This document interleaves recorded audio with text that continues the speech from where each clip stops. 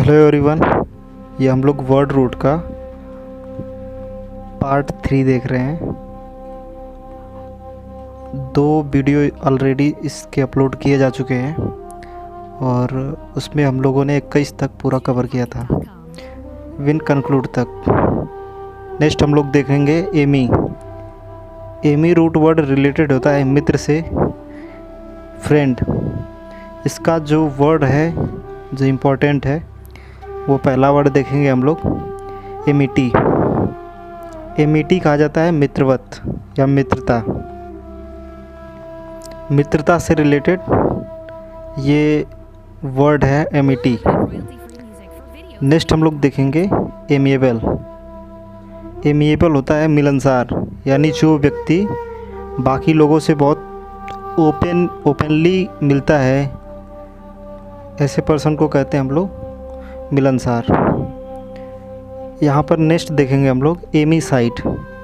Amy means होता है friend और साइड मीन्स होता है किलिंग। तो फ्रेंड की जो किलिंग होती है यानी कि मित्र की हत्या, एमी साइड कहा जाता है।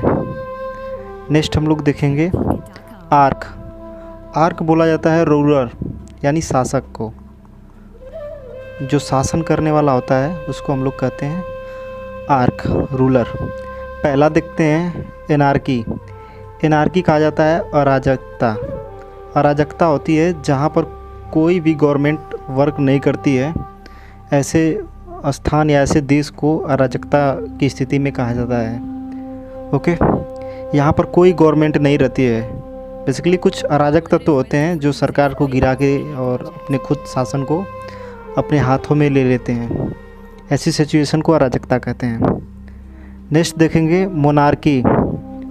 मोनार्की जो होता है वो राजतंत्र से रिलेटेड है। और राजतंत्र आप लोग को पता होगा कि एक राजा होता है, वो वंशानुगत शासन करता है, उसका बेटा है, ऐसे पूरी एक श्रृंखला चलने लगती है और वंश के हिसाब से एक मोनार्की सिस्टम डेवलप हो जाता है।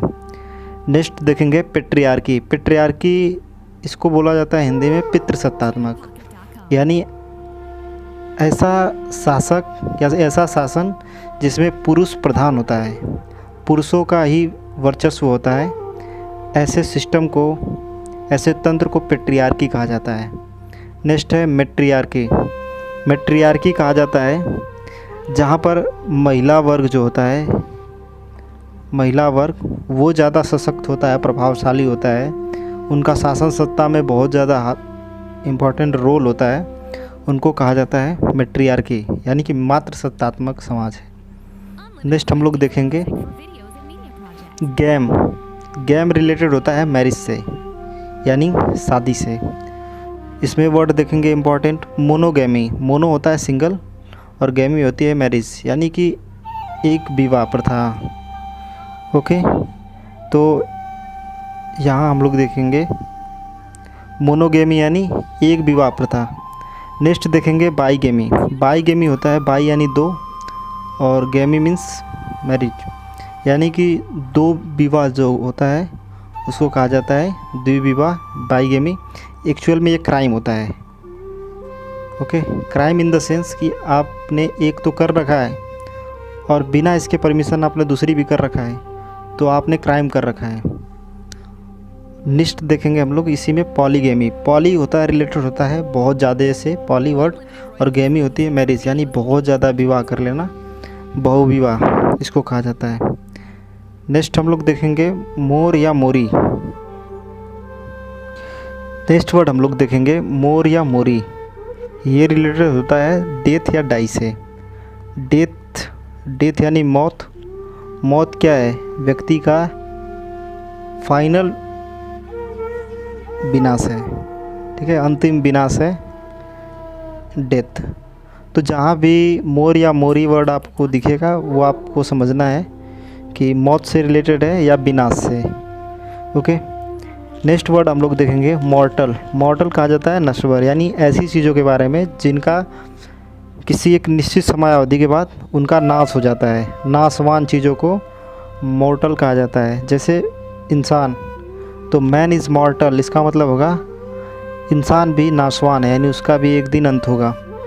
नेक्स्ट, इसी का मॉर्टल का एक और मीनिंग होता है प्राणनाशक, यानी ऐसी कोई चीज़ जो प्राणनाशक है। जैसे आप लोग देखे होंगे कि जैसे एक्सीडेंट हो जाते हैं तो डॉक्टर जवाब दे देते हैं कि इसको बचाया नहीं जा सकता। ओके, कुछ भी कर लीजिए, यानी इसको मॉर्टल इंजरी हुई है, यानी इतना ज़्यादा चोट लगी है कि ये व्यक्ति मर सकता है अब, तो उस सिचुएशन को भी कहा जाता है मॉर्टल। इमॉर्टल कहा जाता है, ये मॉर्टल का एंटोनिम्स है बेसिकली। इमॉर्टल यानी जिसका विनाश नहीं होगा। विनाश किसका नहीं होगा? अमर व्यक्ति का।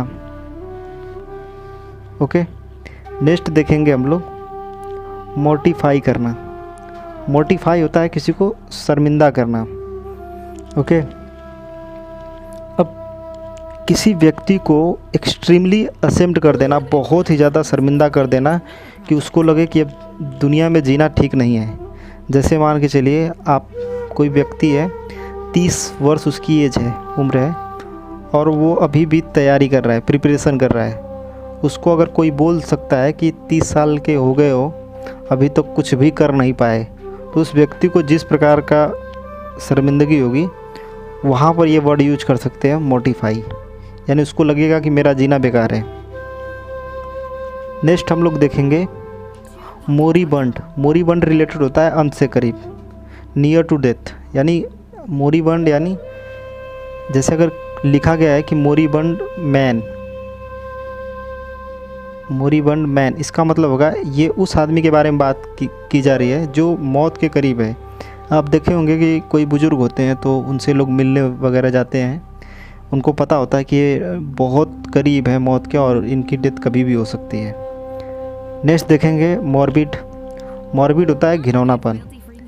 ये स्पेशली क्या होता है, कुछ ऐसे बंदे होते हैं कि जो डेथ को लेकर बहुत ज़्यादा उसको इंटरेस्टेड होते हैं। जैसे कुछ इस प्रकार की वीडियो आप लोग देखे होंगे कि कोई व्यक्ति बहुत हाइट पर से कूदता है, उसके हाथ पैर इधर उधर छटक जाते हैं। उस सिचुएशन में वो वीडियो को बहुत ज़्यादा वो शेयर करते हैं, इधर उधर फैलाते हैं। उनको ऐसा करने में बहुत ज़्यादा इंटरेस्ट डेवलप होता है, तो ऐसे व्यक्ति को हम लोग मॉर्बिड कहते हैं। नेक्स्ट है मोरोज। मोरोज कहा जाता है उदास या चिड़चिड़ा। ओके, इस सिचुएशन में व्यक्ति बोलना या स्माइल करना पसंद नहीं करता है। मोरोज से सिंपली है उदास होना।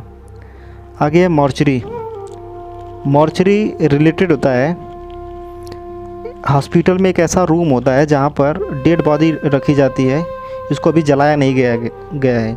इस बॉडी को या तो पोस्टमार्टम वगैरह किया जाएगा या यहाँ से डायरेक्ट शमशान वगैरह में या कब्र वगैरह में जाएगी, तो उस जगह को हम लोग कहते हैं मॉर्चरी। यानी उस रूम को कहा जाता है मॉर्चरी, जहाँ पे ताबूत में बेसिकली डेथ बॉडी रखी जाती है भर भर के, उसमें नंबर लिखा होता है, इस व्यक्ति का इतना नंबर है, वहाँ पर उसको रखा जाता है।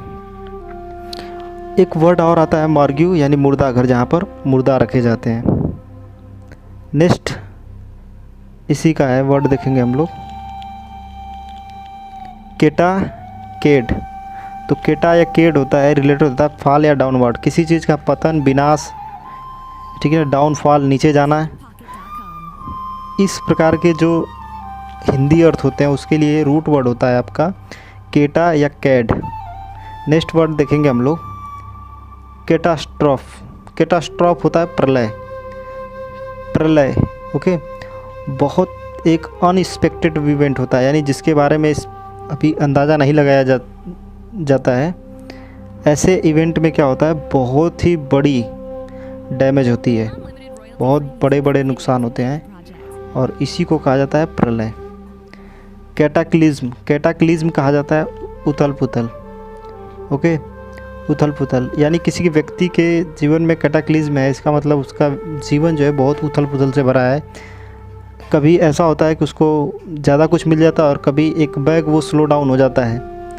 इस प्रकार की चीज़ों को कैटाक्लिज्म कहते हैं। नेक्स्ट वर्ड देखेंगे कैडेंस। कैडेंस होता है मैनर ऑफ स्पीक, यानी बोलने की जो आपका मैनर है उसी को कहा जाता है लहजा, यानी किस तरीके से आप बोलते हैं। जैसे टाइट कोई बोलता है, आप कहते हैं ना कि वो टाइट बोलता है, और कोई बहुत सॉफ्ट बोलता है, तो इसी को कहा जाता है लहजा, यानी मैनर ऑफ स्पीक। नेक्स्ट देखेंगे कैस्केड। कैस्केड होता है स्मॉल वाटरफॉल, जो बेसिकली पहाड़ों पर से नीचे गिरते रहते हैं, इन्हीं को कैस्केड कहा जाता है। एक कैस्केड और है। कैस्केड होता है कि a series of things that come quickly one after another. जैसे क्या होता है कि ये घटनाओं का एक क्या होता है कि सीरीज होती है, श्रृंखला होती है, जो एक के बाद एक होती रहती है। जैसे मान लीजिए कि इतिहास में पढ़ते होंगे कि इसके बाद ये अटैक किया, इसके बाद ये अटैक किया, इसके बाद ये अटैक किया, फाइनली यहाँ पर हुआ ये। तो ये क्या है, एक सीक्वेंस है, जिसके बाद ये हम लोग, एक सीरीज है जिसके बाद ये घटनाएं हो रही हैं। इसी को कहेंगे कैस्केड। नेक्स्ट है ब्रेव, ब्रीव, ब्री। इसका अर्थ होता है शॉर्ट। जहाँ पे BRE वर्ड आपको दिखे उसका रिलेटेड है शॉर्ट, यानी संक्षिप्त करना, छोटा करना, कम करना। इससे रिलेटेड ये जो रूट वर्ड है यूज किए जाते हैं। ओके, इसका पहला जो वर्ड हम लोग देखेंगे वो है ब्रेविटी। ब्रेविटी होता है संक्षिप्तता, किसी चीज़ को शॉर्ट में करना संक्षिप्तता कहलाता है। ओके, जैसे किसी ने कुछ लिखा है तो किसी ने पूछा आप कहना क्या चाहते हैं, सेंट्रल आइडिया समझ सकते हैं आप लोग कि उसका मुख्य बिंदु क्या है, उसके बारे में लिखना। ठीक है, पूरे टॉपिक का कंक्लूजन, उसका निष्कर्ष क्या है, उसको कहते हैं हम लोग ब्रेविटी। ओके, नेक्स्ट है एब्रीवेशन। एब्रीवेशन कहा जाता है लघु रूप को। जैसे आप लोगों ने सुना होगा इस तरह के वर्ड, जैसे IIT, ITI, okay, IAS, PCS, IPS। इस प्रकार के जो वर्ड होते हैं इनका कुछ फुल में अर्थ होता है, जैसे Indian institute of technology, Indian administrative service, okay, Indian police service. तो ये सभी क्या हैं, उन सभी के शॉर्ट रूप हैं, और शॉर्ट रूप को कहा जाता है एब्रीवेशन फॉर्म, संक्षिप्त रूप हैं। ओके, नेक्स्ट है वेरी इंपॉर्टेंट है, इसको आपको याद ही कर लेना है, एब्रीज। एब्रीज कहा जाता है संक्षिप्त करना, किसी भी चीज़ को शॉर्ट में कर देना, उसी को कहते हैं एब्रीज। नेक्स्ट हम लोग देखेंगे डेमो। डेमो रिलेटेड होता है पब्लिक यानी लोग से। डेमो रिलेटेड है पब्लिक से यानी पीपुल से, लोगों से। जैसे पहला वर्ड देखेंगे हम लोग डेमोक्रेसी। डेमो यानी लोगों का, क्रेसी यानी शासन, बताया गया है आपको क्रेसी का वर्ड। इसको बोलते हैं प्रजातंत्र। डेमोक्रेट कहा जाता है यानी ऐसे पर्सन जिनका लोकतंत्र में विश्वास होता है। लोकतंत्र में विश्वास होने का मतलब होता है कि उनका समानता, स्वतंत्रता और बंधुत्व, जो व्यक्ति इन तीनों बातों में विश्वास करता है, इसका अर्थ है वो डेमोक्रेट है, वो डेमोक्रेसी में विश्वास करता है। डेमोक्रेसी का जो मीनिंग है उसके सेंटर में यही तीनों वर्ड हैं कि वो व्यक्ति समानता को फॉलो करता है, यानी सबको इक्वल समझता है, सबकी फ्रीडम को समझता है और सबके साथ भाईचारा बना के रखता है। इसी को सच्चे अर्थों में डेमोक्रेसी कहा जाता है। नेक्स्ट है डेमोग्राफी। डेमो होता है पॉपुलेशन और ग्राफी होता है लिखना, यानी पॉपुलेशन के बारे में आप जो जो चीज़ें लिख सकते हैं वो सभी चीज़ों को कहा जाता है डेमोग्राफी। जैसे इसमें आप लोग देखे होंगे कि इसमें पुरुष की साक्षरता कितनी है, महिला साक्षरता कितनी है, लिंगानुपात कितना है, ठीक, रोजगार बेरोजगारी कितनी है, तो वो वगैरह, शिक्षा कितना है और उनमें किस प्रकार का जीवन स्तर है। तो ये पूरा जो चीज़ें जिसमें हम लोग देखते हैं एक सोसाइटी के बारे में, लोगों के बारे में, वो उसको कहा जाता है डेमोग्राफी। नेक्स्ट वर्ड है डेमोफोबिया। डेमोफोबिया कहा जाता है यानी कि जो लोगों से डरे, लोगों से डरे। डरने का मतलब ये है कि जैसे एक एग्जांपल से समझ सकते हैं कि जैसे मान लीजिए कहीं की गवर्नमेंट है, उसको ये डर लग रहा है कि मेरे राज्य में मान लीजिए पॉपुलेशन बढ़ेगी, तो पॉपुलेशन बढ़ेगी तो मैं रोज़गार नहीं दे पाऊँगा, इससे हो सकता है मेरी सरकार गिर जाए। तो इस प्रकार का जो भय होता है लोगों के बढ़ने से, उसको कहते हैं हम लोग डेमोफोबिया। नेक्स्ट वर्ड है हम लोग देखेंगे कारण। कारण रिलेटेड होता है फ्लैश या मास से, इम्पॉर्टेंट है। पहला इसका देखेंगे कार्निवोर, कार्निवोर कहा जाता है मांसाहारी। नेक्स्ट है कार्नल, कार्नल कहा जाता है शारीरिक, शरीर से रिलेटेड है, जो भी चीज़ें आपको शरीर के लिए आवश्यक है उसको कहते हैं शारीरिक।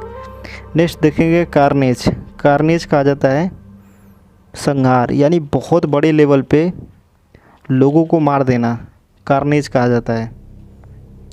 नेक्स्ट वर्ड है रिनकार्नेट, रिनकार्नेट कहा जाता है पुनर्जन्म होना, यानी एक बार मरा हुआ व्यक्ति है फिर उसके बाद वो जन्म गया, इसको कहा जाता है रीइनकार्नेट। नेक्स्ट वर्ड हम लोग देखेंगे रीइनकार्नेट को बोला जाता है नया रूप देना, नया रूप देना। ओके, जैसे अब बोलते हैं कि एक न्यू जर्नी स्टार्ट करते हैं। ओके, आप किसी चीज़ में गए फेल हो गए, आप सोच रहे हैं कि अब फिर से इसकी एक सिरे से अच्छे से प्रिपरेशन करते हैं, तो आप अपनी तैयारी को एक नया रूप देंगे, उसी को कहा जाएगा रीइनकार्नेट। नेक्स्ट है एंडर, एंडर रिलेटेड होता है मेल से, पुरुष से, पुरुष से रिलेटेड है। इसमें पहला देखेंगे पॉलीएंड्री, पॉलीएंड्री होता है बहुपति प्रथा, यानी एक ऐसी प्रथा होती है जिसमें एक स्त्री के बहुत से पति होते हैं, for example Draupadi. Okay, next हम लोग देखेंगे एंड्रोफाइल, एंड्रो रिलेटेड है पुरुष से, फाइल होता है लव या अट्रैक्शन, तो ऐसे पर्सन को जिसको एंड्रो यानी पुरुष से प्रेम होता है, अट्रैक्शन होता है, उसको कहा जाता है एंड्रोफाइल। नेक्स्ट है एंड्रोसाइड, एंड्रो रिलेटेड है मैन से, और साइड होता है किलिंग, यानी मेन की जो किलिंग होती है यानी पुरुषों की जो हत्या होती है उसे कहा जाता है एंड्रोसाइड। एंड्रोफोबिया रिलेटेड है एंड्रो यानी पुरुष, फोबिया यानी डर, यानी पुरुषों से जो भय होता है उसको एंड्रोफोबिया कहते हैं। नेक्स्ट है एंड्रोजनस, उभयलिंगी, यदि किसी पर्सन को देख के आप ये बता नहीं पा रहे हैं कि ही और सी वॉज मेल और फीमेल, वो मेल है या इधर फीमेल है, तो उस जगह पे आप ये वर्ड यूज कर सकते हैं कि ही और सी इज़ एंड्रोजिनस, यानी उसका किस प्रकार का लिंग है वो हम बता नहीं पा रहे हैं। नेक्स्ट है मिसएंड्री, मिसएंड्री क्या होता है कि एक प्रकार से नफ़रत फैलाना, खासकर पुरुषों के लिए, इस क्रिया को या इस एक्टिविटी को कहा जाता है मिसएंट्री।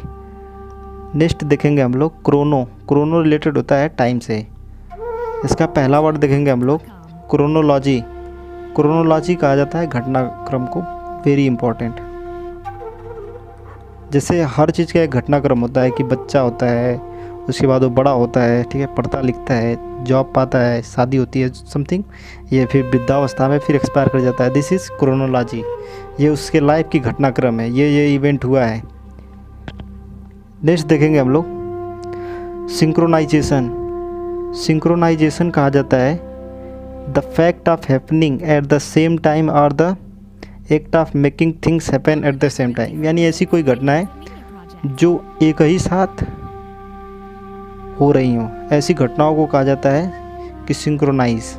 ओके, जैसे सन का उगना सिंक्रोनाइज है, ओके, क्योंकि जहाँ एक जगह धूप होगी दूसरी जगह भी धूप हो जाएगी, तो ये घटनाओं का क्या हो रहा है, सिंक्रोनाइजेशन। एक इलेक्ट्रॉनिक में या डिवाइस वगैरह में सिंक्रोनाइजेशन भी बोला जाता है। इसमें क्या होता है कि एक जगह वो डाटा जैसा रखेगा वैसा ही डाटा दूसरी जगह भी रख देगा, यानी फ़ोन जब चेंज करते हैं तो ये सब डाटा दोनों इसमें भी रहता है इसमें भी रहता है, तो इसको भी सिंक्रोनाइजेशन कहा जाता है। नेक्स्ट है क्रोनिकल, क्रोनिकल यानी इतिहास, हिस्ट्री, टाइम से रिलेटेड है क्रोनो। नेक्स्ट है क्रोनिकल, जब ये नाउन की तरह यूज होगा तो इतिहास बोलेंगे, और जब ये वर्ब की तरह होगा तो इतिहास लिखना। नेक्स्ट है क्रोनिक, क्रोनिक यानी बहुकालीन, यानी ऐसा कोई चीज़ जो बहुकालीन है, यानी बहुत लंबे समय तक से चलता आ रहा है, क्रोनिक बोलेंगे। जैसे क्रोनिक डिसीज होती है कि ऐसी बीमारी जो बहुत लंबे समय तक चलती आ रही है, जैसे बुखार है, खांसी है, ये बहुत पहले से ही ये क्रोनिक डिसीज़ है, ये बहुत पहले से ही लोगों को होती चली आ रही है और अभी तक होती रही है, क्रोनिक बोलेंगे इस चीज़ को। नेक्स्ट है कृषि, कृषि रिलेटेड है रूल से, यानी शासन करना। फर्स्ट इसमें देखेंगे हम लोग डेमोक्रेसी, डेमोक्रेसी क्या होता है, लोगों का शासन।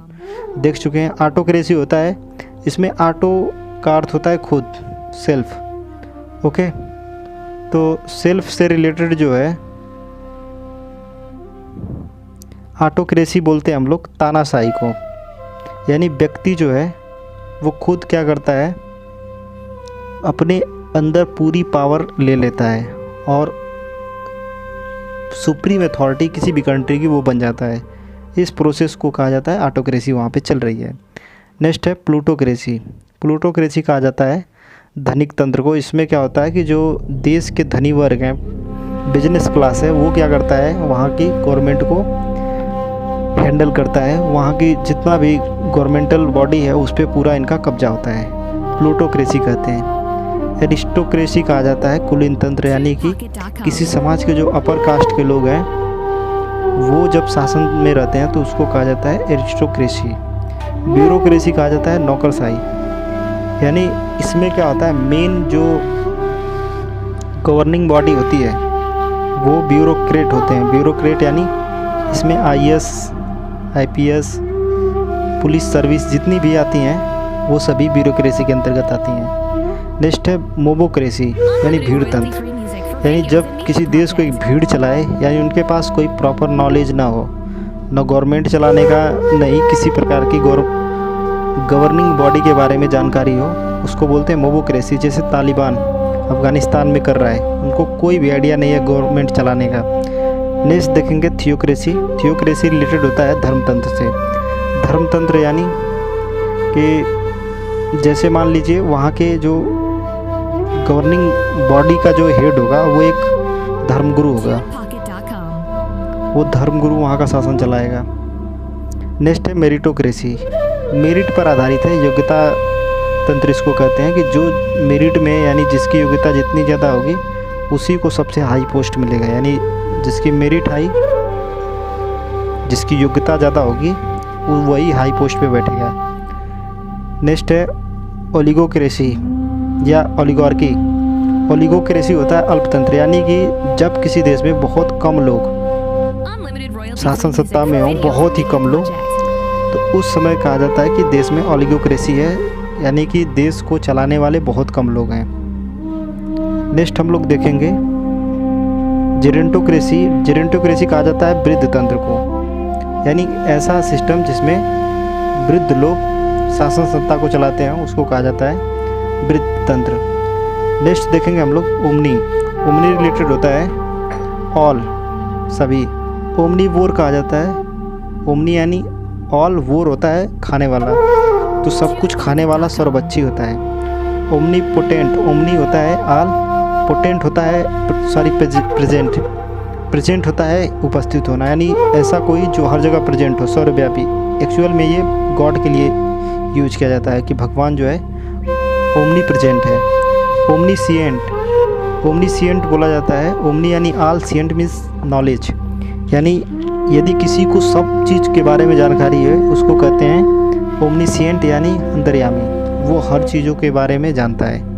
भगवान के लिए ये भी वर्ड यूज किया जाता है कि भगवान जो है ओमनी प्रेजेंट है, ओमनीसिएंट है। नेक्स्ट देखेंगे ओमनी पोटेंट। पोटेंट कहा जाता है कि हर चीज़ को कर सकने वाला, यानी ऑल सभी प्रकार के कार्यों को जो कर सकता है, सभी प्रकार के कार्यों को, उसके लिए कुछ भी इम्पॉसिबल नहीं हो, उसको कहा जाता है कि वो ओमनीपोटेंट है। भगवान के लिए भी वर्ड यूज किया जाता है सर्वशक्तिमान। नेक्स्ट है ओमनी बस। एक ऐसी बस जो हर जगह प्रेजेंट होती है, हर जगह जहाँ भी आप देखेंगे गली चौराहे में, तो वो उसको कहा जाता है ओमनी बस है। ये जैसे हमारे यहाँ पे सरकारी जो डिपो आती है वो ओमनी बस है, वो हर जगह प्रेजेंट होती है। ओके, यहाँ पर एक ओमनी बस का और मतलब होता है कि एक ही बुक है, उसके अगर अलग अलग पार्ट अलग अलग टाइम में पब्लिश किए जा रहे हैं, छप रहे हैं, तो उसको भी कहा जाएगा कि ओमनी बस बुक है। ओके, बुक के बारे में भी कहा जाता है कि ओमनी बस है। तो ओमनी बस अगर आपको बोला है ओमनी बस, तो आपको ये याद रखना है इसमें कि किसी बुक के बारे में ओमनी बस, ये ध्यान रखना है कि यहाँ पर आपको ये बुक का कुछ पार्ट तो पहले छप चुका है, फिर दूसरा पार्ट छप रहा है, इस प्रकार की चीज़ें इसमें रहती हैं। तो आपको ये कैसा लगा है आप ज़रूर बताइएगा, और ये हम लोग के वर्ड रूट का पूरा ख़त्म हो गया है। इसको आपको इतने ही वर्ड रूट हैं जो इम्पोर्टेंट है, इसको रिवाइज़ कर लेने हैं, which are very very important हम लोगों ने लिया है और ये कंपटीशन में बहुत ज़्यादा पूछे जाते हैं।